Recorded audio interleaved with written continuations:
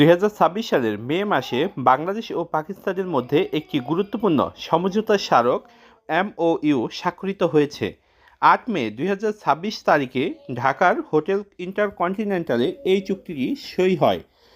যদিও এটি মূলত মাদক নিয়ন্ত্রণ সংক্রান্ত চুক্তি হিসাবে সামনে এসেছে, তবে এর পরিধি ও ভূ রাজনৈতিক তাৎপর্য অত্যন্ত গভীর। চুক্তিটি মাদক দ্রব্য এবং সাইকোট্রপিক উৎপাদন এবং এই উপাদানের অবৈধ পাচার ও অপব্যবহার রোধ নিয়ে করা হয়েছে। চুক্তিটি স্বাক্ষরের দিন থেকে 10 বছরের জন্য কার্যকর থাকবে এবং উভয় পক্ষের সম্মতিতে মেয়াদ বাড়ানো সম্ভব হবে। বাংলাদেশের পক্ষে স্বরাষ্ট্রমন্ত্রী সালাউদ্দিন আহমেদ এবং পাকিস্তানের অভ্যন্তরীণ বিষয়ক মন্ত্রী সৈয়দ মহসিন রাজা নকভি এই চুক্তিতে স্বাক্ষর করেন। চুক্তির প্রধান দিকগুলো হলো মাদক পাচারকারী ব্যক্তি, অপরাধী সংগঠন এবং পাচারের নতুন রুট ও পদ্ধতি সম্পর্কে নিয়মিত ও গোপনীয় তথ্য আদান প্রদান করা, প্রয়োজনে দুই দেশের গোয়েন্দা সংস্থাগুলোকে সমন্বিত অভিযান বা কন্ট্রোলড ডেলিভারি অপারেশন পরিচালনা করা, মাদক শনাক্তকরণে আধুনিক প্রযুক্তি সরঞ্জাম ও স্লিভার ডগ ব্যবহার করার অভিজ্ঞতা বিনিময়, পাশাপাশি কর্মকর্তাদের জন্য প্রশিক্ষণের ব্যবস্থা থাকবে। বাংলাদেশের পক্ষে মাদকদ্রব্য নিয়ন্ত্রক অধিদপ্তর এবং পাকিস্তানের পক্ষে ANF ফোকাল পয়েন্ট হিসাবে কাজ করবে।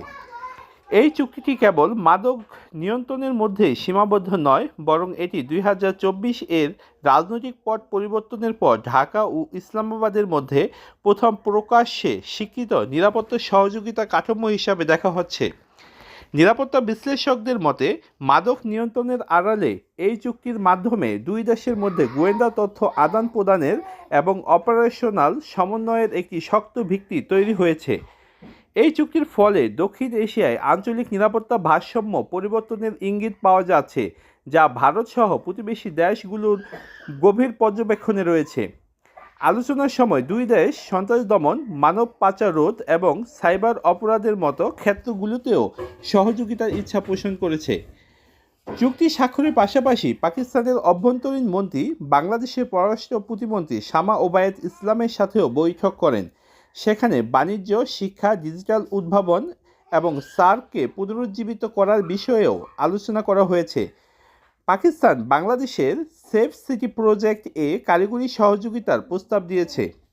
সংক্ষেপে বলতে গেলে 2026 সালের এই চুক্তিটি বাংলাদেশ এবং পাকিস্তানের মধ্যকার দীর্ঘকালীন শীতল সম্পর্ক কাটিয়ে নতুন করে নিরাপত্তা ও কৌশলগত অংশীদারিত্বের প্রতি একটি বড় গুরুত্ব আরোপ করেছে এবং এটিকে একটি বড় গুরুত্বপূর্ণ পদক্ষেপ হিসেবেও চিহ্নিত করা হচ্ছে। তো বন্ধুরা, এখন ভাবার বিষয় হলো যে পাকিস্তানের সাথে বাংলাদেশের ঐতিহাসিকগতভাবে যে সম্পর্ক, এবং আমরা দেখেছি যে বাংলাদেশের মোস্ট অফ দ্য টাইম বাংলাদেশে যে বিভিন্ন ক্ষেত্রগুলো রয়েছে সেখানে আসলে ভালো তেমন কোনো অভিজ্ঞতা বাংলাদেশের কিন্তু নেই পাকিস্তানের কাছ থেকে।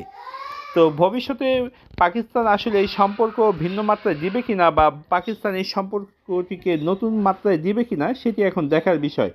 তো আমরা আশা করি যে পাকিস্তান এবং বাংলাদেশের এই নিরাপত্তা, গোয়েন্দা তথ্য এবং মাদকদ্রব্য নিয়ন্ত্রণের যে বিষয়গুলো চলে এসেছে এই সমঝোতা স্মারকে, সেগুলো আসলে ভালো এবং কার্যকরীভাবেই ইমপ্লিমেন্ট হবে বা প্রয়োগ করা হবে।